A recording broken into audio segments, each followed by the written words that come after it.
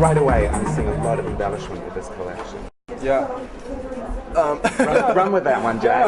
Yeah. Do you feel a terrible pressure being the sort of crown princess of American fashion? Oh God, I don't know about that. I mean, we're just really happy with what we're doing. I would say we're in fashion.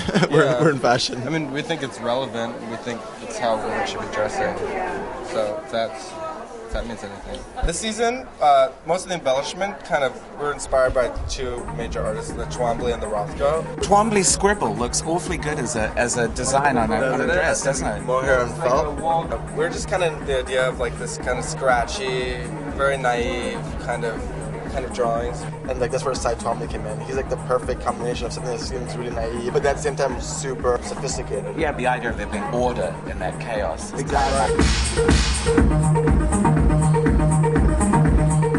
And so this season, it's like we return to like the body, to something a little more linear, something a little more graphic, a little more industrial, and things that feel almost kind of like, not grunge is a bad word, but things that feel kind of like messed up, like Cy Twombly, for example, but then like making that into something really sophisticated.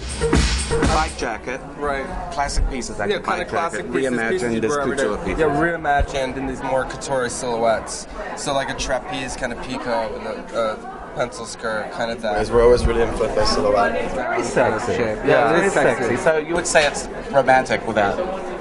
It's sexy without being romantic. Sexy without being romantic. That dress spells danger, doesn't it? Danger. Yeah. And then we're showing like a lot of these sleeveless dresses with long sleeve t-shirts underneath and tights, and then the shoes.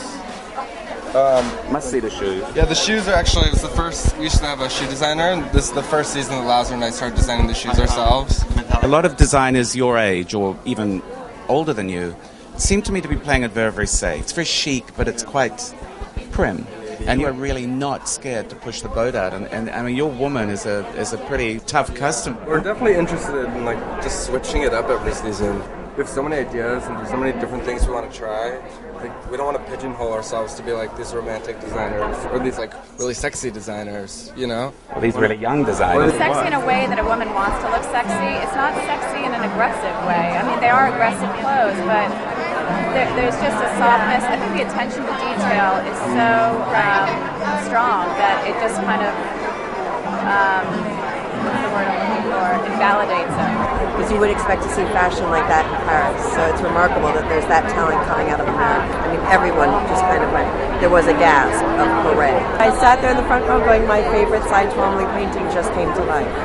And that is fascinating. What I like very much is that they can take a silhouette that's a little bit Azadine, if you like, in the shape of the skirt and the way they cut certainly the leather, but make it very fresh and very modern.